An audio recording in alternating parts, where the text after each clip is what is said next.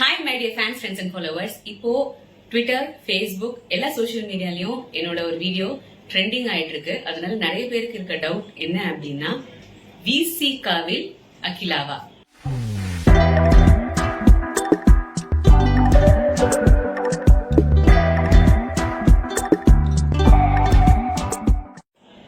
இந்த டிசம்பர் 10, 2023 ஞாயிற்றுக்கிழமை அன்னைக்கு உளுந்தூர்பேட்டையில மகாலட்சுமி ஹாஸ்பிட்டல்ஸ் அப்படிங்கிற ஒரு மல்டி ஸ்பெஷாலிட்டி ஹாஸ்பிட்டலுடைய இனாகிரேஷனுக்கு நான் சீஃப் கெஸ்ட் கம் ஆங்கரா போயிருந்தேன். அந்த நிகழ்ச்சிக்கு சிறப்பு விருந்தினரா அந்த மருத்துவமனைய திருக்கரங்களால திறந்து வைத்தவர் தோழர் அண்ணன் தொல் திருமாவளவன் அவர்கள். சோ அந்த வீடியோ ட்ரெண்டிங் ஆனதுல நீங்க பார்த்த வீடியோ என்ன அப்படின்னா, தலைவரை நான் ஒரு இன்வைட் ஸ்பீச் கொடுத்து ஒரு வரவேற்புரை கொடுத்து நான் அவரை மேடைக்கு அழைச்சேன். உலக கோப்பைய காலின் கீழ் வைத்ததற்கு பதறுகின்ற கூட்டம் ஒரு வர்க்கத்திலேயே காலில் பிறந்தவன் என்று ஒதுக்குகிறது. அந்த சனாதனத்தை எரித்த சனநாயக நெருப்பாய் ஒடுக்கப்பட்ட மக்களின் அவதாரமாய் வாழும் எங்கள் அண்ணன் திருமா அவர்கள். காடுகளில் கட்டித்த சிறுத்தைகளின் குரல்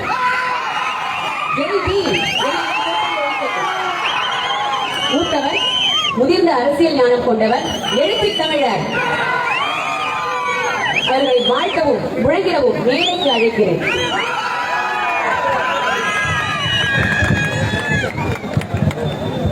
ஆக்சுவலி அவர் சீஃப் கெஸ்ட் உட்கார்ந்து இருக்கணும், நான் இன்வைட் பண்ணதுக்கு அப்புறம் வரணும் அப்படிங்கிற மாதிரியான ஒரு நெறிமுறை தான் இருக்கணும். ஆனா அங்க கொஞ்சம் கட்சி ஆளுங்க எல்லாருமே சேர்ந்து இருந்ததுனால கொஞ்சம் அவசரமா அவருக்கு மாலை அணிவிக்கிறது, ஷால்வை அணிவிக்கிறது, அதுக்கு நடுவுல இவர் அழைக்கணும்னு திடீர்னு சொன்ன உடனே அவரை அப்படியே கூப்பிட முடியாது. ஏன்னா ஒரு பெரிய தலைவரா இருக்காரு. முக்கியமா மனித உரிமைகளுக்காகவும் சமூக நீதிக்காகவும் சம தர்மத்துக்காகவும் இப்ப போராடிட்டு இருக்க ஒரு மாமனிதர்.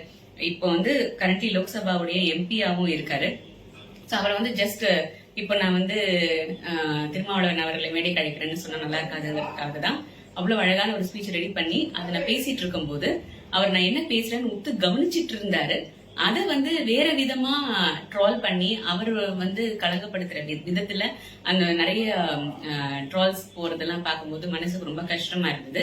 அதுல இந்த மாதிரியான விஷயங்கள் எல்லாம் ஸ்ப்ரெட் பண்ணறதுக்கு பதிலா அவர் சொல்ற நல்ல கருத்துக்கள், நல்ல விஷயங்கள், அது இவருன்றது கிடையாது. எந்த ஒரு பெரிய செலிபிரிட்டியா இருக்கட்டும் நல்ல விஷயங்களை சொல்லும் போது அதை அப்படியே நீங்க ஸ்ப்ரெட் பண்ணலாமே, தேவையில்லாம இந்த மாதிரியான விஷயங்கள் எல்லாம் செய்ய தேவையில்லை. இன்னொரு விஷயம் என்னன்னா, இத வெறுமனே இந்த ஒரு ஃபியூ செகண்ட்ஸ் வீடியோ வரைக்கும் பார்த்தவங்க என்னுடைய ட்ரெஸ் கலர், என்னோட சாரி கலர் எல்லாத்தையுமே வச்சு பார்க்கும்போது என்னன்னா, நான் விசிகா கட்சியில சேர்ந்துட்டேன் அப்படின்னு நிறைய பேர் நினைச்சிட்டு இருக்கீங்க. அப்படி எல்லாம் கிடையாது. நான் முன்னாடியே சொன்ன மாதிரி அந்த ஹாஸ்பிட்டல் நிகழ்ச்சியில தான் ரெண்டு பேரும் மேடையில சந்திச்சதோட சரி, மற்றபடி நான் எந்த கட்சியிலும் சேரல, ஆக்டிவ் பாலிடிக்ஸ்ல நான் இன்வால்வ் ஆகலை இப்ப வரைக்கும்.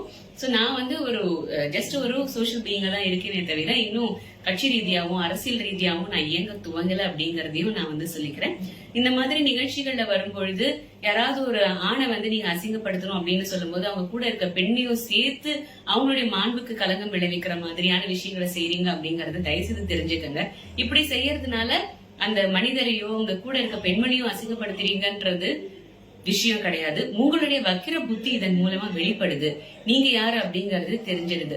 ஒருத்தவங்க கிட்ட எந்த ஒரு குறை இருந்தாலும் கூட அதுல நல்ல விஷயம் உங்ககிட்ட இருக்கும்போது அந்த குறைகள் எல்லாம் விட்டுடணும். குற்றம் பார்க்கின் சுற்றம் இல்லை அப்படின்னு தான் சொல்லுவாங்க. ஆனா அப்படி இருக்கும்போது தேடி எடுத்தாலும் எந்த விதமான தவறான விஷயங்களும் கண்டுபிடிக்க முடியாத ஒரு மனிதர் மேல, ஒரு கொள்கை ரீதியாக ஐடியாலஜிக்கலா எதிர்க்க முடியாத ஒரு மனிதர் கிட்ட இந்த மாதிரி கேரக்டர் அசாசினேஷன் பண்ற மாதிரியான ஒரு விஷயத்தை நீங்க பண்றீங்கன்னும் போது அது கூட சேர்ந்து இருக்கிற அங்க அந்த மேடையில இருக்க பெண்களையும் கலங்கப்படுத்துற மாதிரியான ஒரு விஷயமா இது. இந்த மாதிரி பெண்களை கலங்கப்படுத்துறீங்கன்னா ஒண்ணு நினைச்சுக்கோங்க, ஒரு பெண் இருக்காங்கன்னா யாரோ ஒருத்தவங்க வீட்டு பெண் கிடையாது, உங்க வீட்லயும் பெண்கள் இருக்காங்க. எந்த பெண்ணா இருந்தாலுமே அவங்கள ஒரே மாதிரி தான் நீங்க பாக்கணும். இந்த மாதிரி தவறான செயல்கள்லாம் இதுக்கப்புறமாவது செய்யாம இருங்க. உண்மை என்ன அப்படிங்கறத உள்ளது உள்ளபடியே மக்களுக்கு கடத்துறதுக்கான முயற்சியை நீங்க செய்யுங்க. இதுக்கப்புறம் இந்த மாதிரி தவறான வீடியோ சித்தரிப்புகள், ட்ரால்ஸ், மீம்ஸ் எல்லாம் செய்ய மாட்டீங்க அப்படின்னு நான் நினைக்கிறேன், நம்புறேன். நன்றி, வணக்கம்.